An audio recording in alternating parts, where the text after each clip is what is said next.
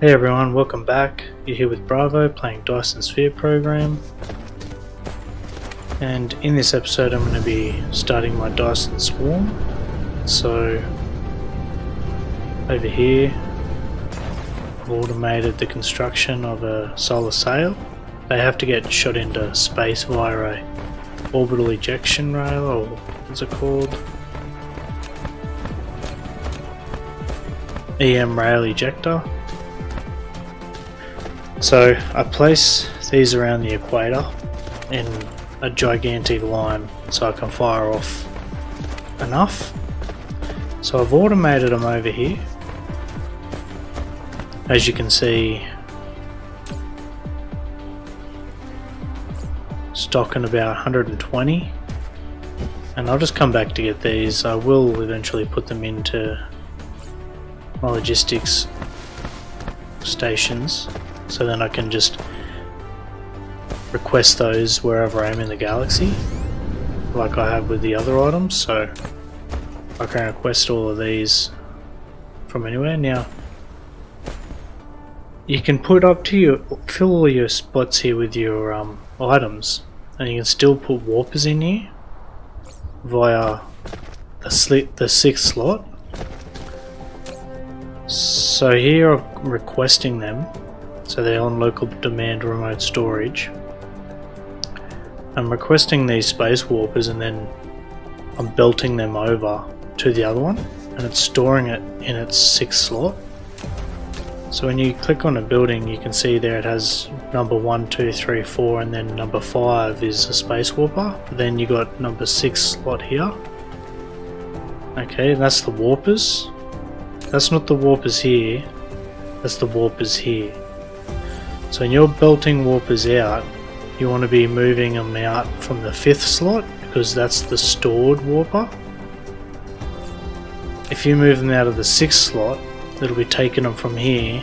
Even though this will still top it up from here, it's fine. I'm just saying, if you run out of storage, or you're waiting for drones to bring the space warpers out from the 5th slot, and you're belting the space warpers out of the 6th slot, which is next to the vessel here, then these vessels won't have warpers to go between the systems.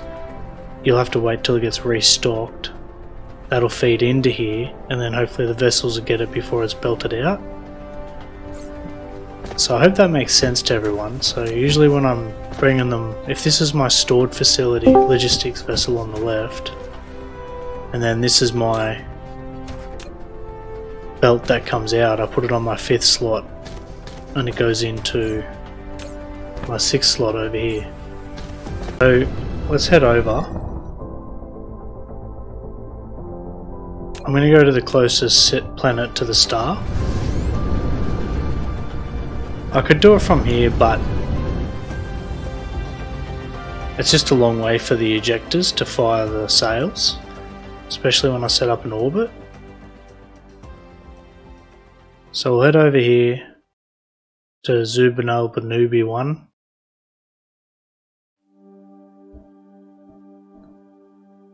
And I'll show you how I set up my ejector rails, set up an orbit for my sails to go around.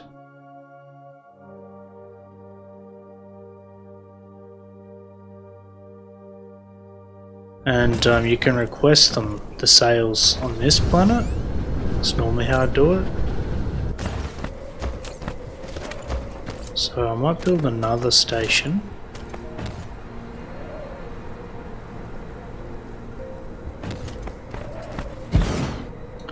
Okay, because I will have I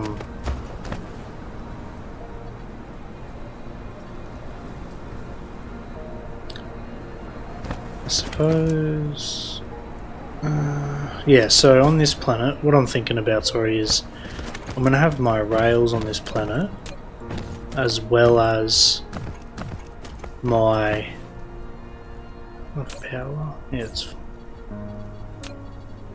as well as my sorry, these ones, ray receivers. So I'm going to have these, I'll probably put the ray receivers on this side of the solar panels, and I'm going to put the EM Rail Ejectors, sorry, on this side. So I've put another solar panel here,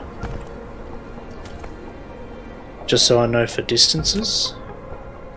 Then I will put, probably give it, you know, my normal 3 spaces I like to give everything.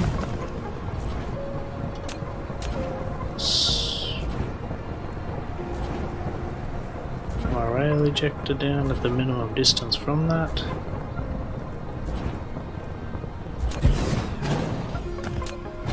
Okay, and then I'll allow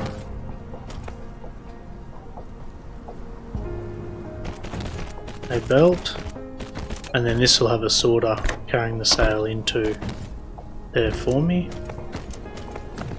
Now I have an alright sort of space there. Set up my,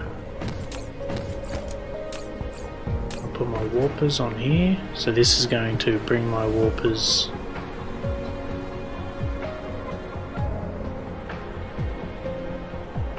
remote demand, local supply. So I said 200, but it's going to bring 4. Now that's because this down the bottom, minimum load of vessels, is set to 100%. So if I was to drop that down to 50%, then the vessels will bring 200 warpers instead of 400, because that will be only allowing 50%. That's what I was saying earlier about the drones. They're at 10%, so they'll carry the minimum they can. Even if it's a full, they're capable of carrying 100% because the resources are there. They'll still only carry like the 10 if available. So I usually just pump them up to 30.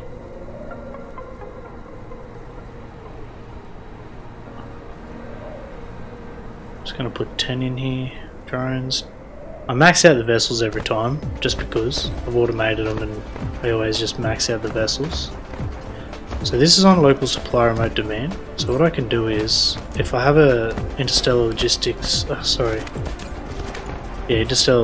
station anywhere on the planet, I can put them on local demand remote storage, and that will take the stored warpers from here to those stations. So this is the only station on this planet that'll pull them in from another planet.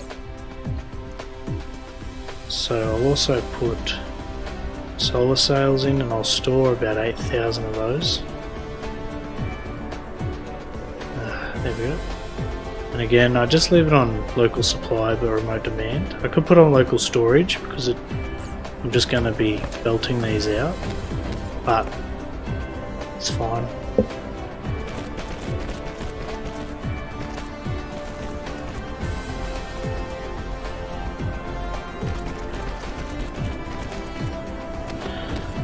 So where it comes down, I'm going to split it.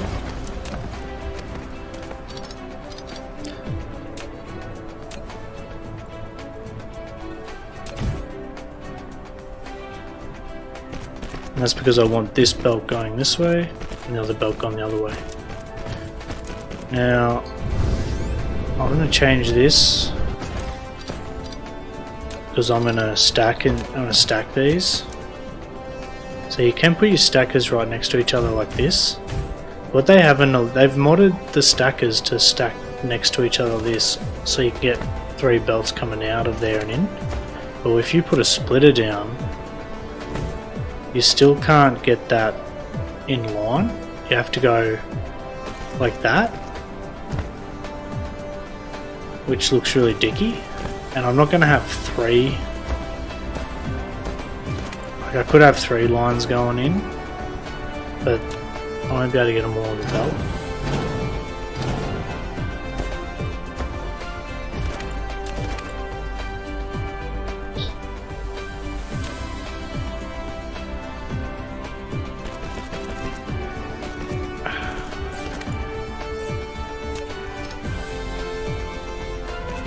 I suppose I could not put it.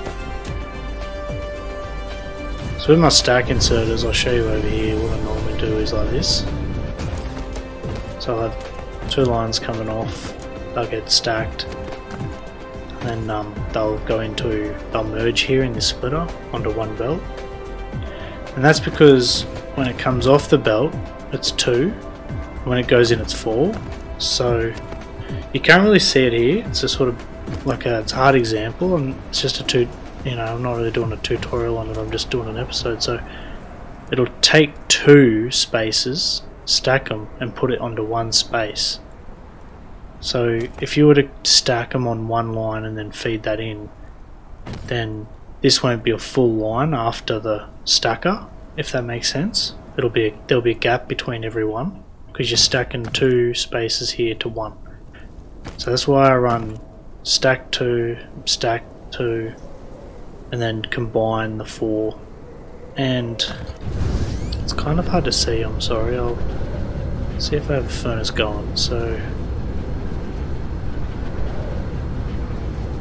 you can sort of see with the silicon here, it's bringing in 1, stacking it to 2s, not quick enough.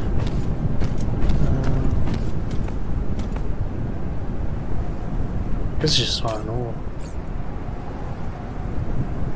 That's too quick. Okay, never mind. Look, I hope you get the idea. If you don't, please leave a comment, and I'll maybe do an episode on stacker tutorials or something. But for now, let's just do this. Okay. Yep. Oh. I don't put them out there, didn't I? Put warpers out on the belt as I cycle through them. Okay, sometimes it is just easy to delete the belt, but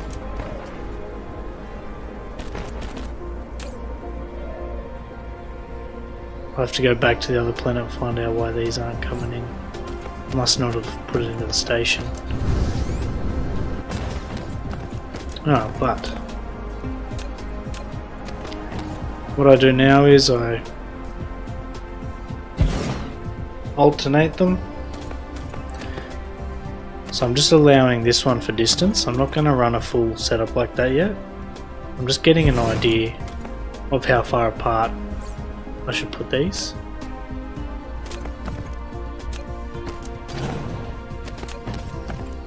And I'll run one line around.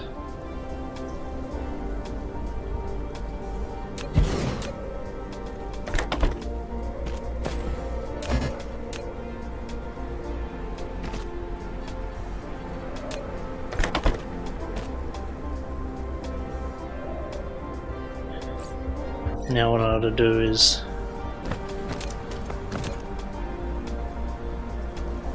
work out the distance for blueprinting, which is 7, so we'll go 8.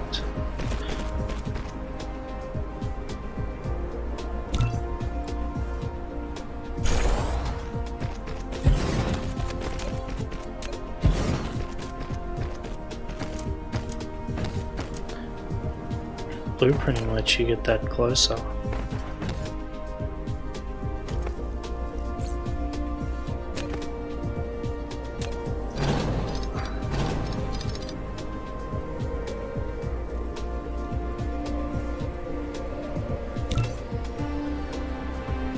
No. But I can get that close. I wonder why. Oh no, it's because, sorry, this one here. So that one's stopping that, so that needs 7, but they can actually go 5 apart normally. Okay. That's nice to know. Right, well on this system, I'm probably going to do not 2. Mainly because I'm not going to be putting a Dyson sphere, or I just do a Dyson swarm to push to get my antimatter started. And if I want to do a Dyson sphere, it'll probably be a small ring. It won't be anything constipated, complicated.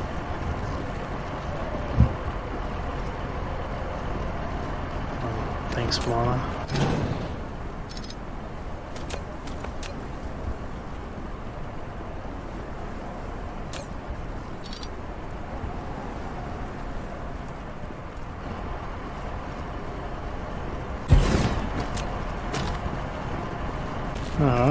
That'll do, yeah. Bit of spaghetti, never hurt anybody.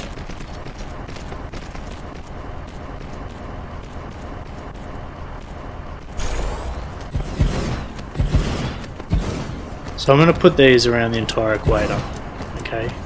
Now, what I'll do is, I'm just going to pop it forward, okay guys, and when I come back I'll have this ring set up and then we'll pick an orbit and start firing them off. Okay, I'll be right back. And we're back. So, I went ahead and completed the EM Rail Ejectors around the equator of the planet, as you can see here. And they're being fed via one belt, and it's just enough to keep them firing. I currently have about, over here on the right side, have about 1800 sails in orbit. In orbit currently it's 97,000, so it's nearly 100,000 sails in orbit.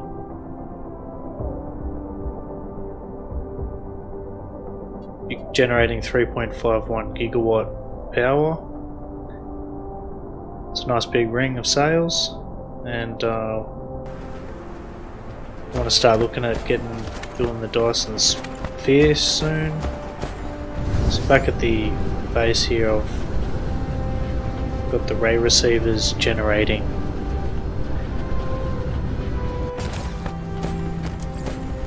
these ones down here are doing their photon generation. Putting them into storage here, I have 6,000, over 6,000. And with that I can start doing antimatter. So I went ahead and completed these factories here to build these on the planet. And that's so I'm not requesting so many in, I'm still requesting all I can, because I'm just firing them off into orbit at an insane rate. And probably could have done an EM Rail Ejector every second one, but you know what, like, let's just go big or go home. So I'm just going to keep building more, and in the zoom right out I've got a couple of stars here. Sorry, let me just get the angle right. Okay, so I do want to, I've got this one here, and this is for the optical grafting crystal. Same as this one over here, generating Cosima crystals. I've got this planet here set out for Proliferator Mark III, sorry, the star system.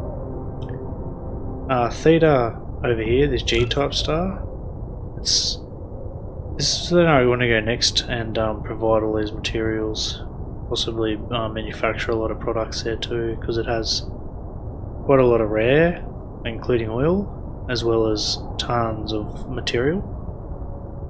This A-type star over here, the left, Situla, I've got Project Ring, so this is where I'm going to build another Dyson sphere. And the reason I've chosen this is because it's an A-type star, and it's only 15 light years. There's another one over here, but that's 19 light years, and that's 18 light years. So I just chose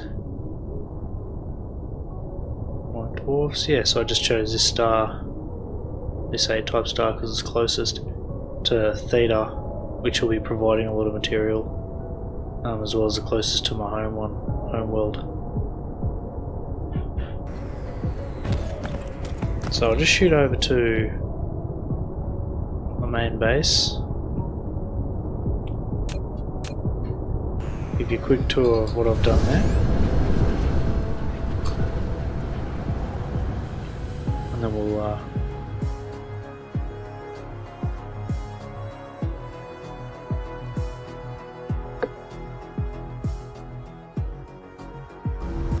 so I have a lot of the research set up for the matrices, and I'm pumping along with research. So the gravity matrix here I've automated. Yellows are falling behind. I'll just create some more research centers on top of that and top that up. There's only 2 are working out of this, so I need to improve on that. I've set up my factories over here for quantum processors, quantum chips, sorry, and yeah, you need a lot of these plane filters for the chips. So I need to ensure that I've got enough Casimir crystals coming in, which is why I've designated some star systems for optical grafting crystals, so I can create those a lot more efficiently. Here I have the Dyson sphere components. Over here I've got the small carrier rockets being made. I'm short on the quantum chips, so I'm really going to need to optimize these because these also go into research, so they're in high demand.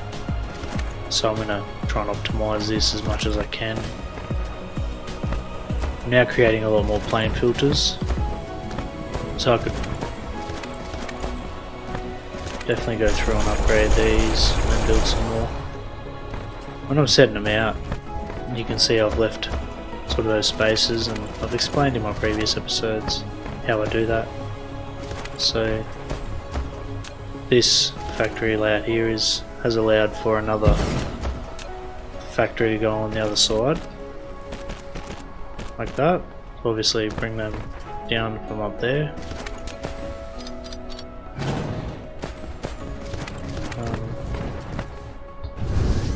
Yeah, factory's coming really well. Obviously now just optimization, and start with the antimatter, so I can start doing white research. Because in my research tree I've gone through a fair bit, still have a lot to do in here, which isn't the whites yet, or the universe matrix, sorry. For the technology tree itself, yeah, I've completed quite a lot out of it. Obviously the Dyson sphere stress system, I can do, you know, keep researching those until I can build the entire sphere. You have the artificial stars here that I can get to for power. They create 72 megawatt, and if you proliferate it you can get them up to 144 megawatt with Mark III. And research the universe matrix and onto mission complete. So I went ahead and did the miniature particle colliders, where I'm turning hydrogen into deuterium, and it actually is quite efficient over the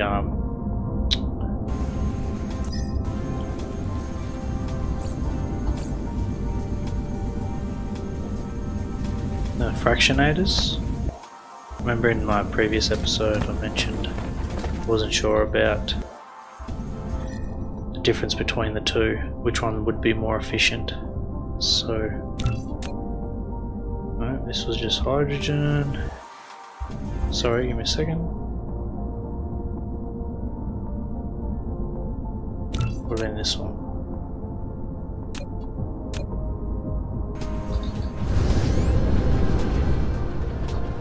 Alright, so I'll just fly over to El Karab.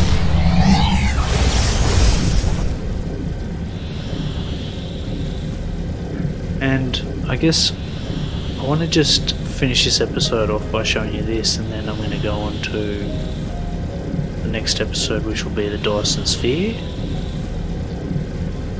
And that'll be how I set up my launching silos. And how I set up the sphere. So on my home world I'll probably just do pretty basic, just a normal sphere, but on that other system with Project Ring I'm going to do like a ring setup, multiple layers of ring sizes. Looks pretty cool, and they're all turning in different directions, and they're all intertwined as well.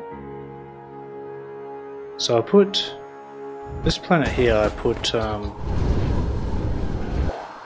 the gas giant, I have 10 orbital extractors, collecting hydrogen and deuterium. And over here you can see that hydrogen comes out. So on this interstellar logistics station I have these both on remote demand. Okay, but how I stop them pulling from, stop deuterium being pulled from my main world, because that's on remote supply as well. I limit down here, down the bottom of your logistics station, you can see the configurations down here. It has transport range of vessels. If you set that to 1 light year, or possibly 2 depending on the size of your star system, the vessels will only collect the material from your star system. So this interstellar logistics station is demanding these from this star system only, so I won't travel outside of here to get the hydrogen or the deuterium, which means it's going to the vessels will only go to here to take it off the gas giant. Once it's here, the hydrogen is put out into these particle colliders. It is turned into deuterium. The deuterium is then put into this interstellar station, which is on remote supply. So all of this is being supplied to the entire galaxy, and that's because the transport range of vessels is infinite. If that makes sense to everyone, so that's how you get around that. Otherwise, if you had this on remote demand, these vessels would be flying to, your home system where I have my deuterium there being made. It'll take the hydrogen from there or the deuterium from there, bring it here, whereas now this is just supplying it to the galaxy. I have my Casimir crystals being made here, but you can clearly see I don't have enough optical grafting crystal, which is why I want to go and set up a supply system of grafting crystal to bring it here, and then I'll turn it into the Casimir crystals on this world. And the reason I want to bring the grafting crystal here is because if I make the Casimir crystals on this planet, it's in the star system where I need them already. I mean, I could just make the Casimir crystals on another world and then just ship them straight to my home world, but either way is fine. That's how I'm going to run it in this game. I'm just going to bring the optical grafting crystal here. I'll have to bring it in probably on one of these, this one here, so I just set it here to remote demand once I have a system set up, which should be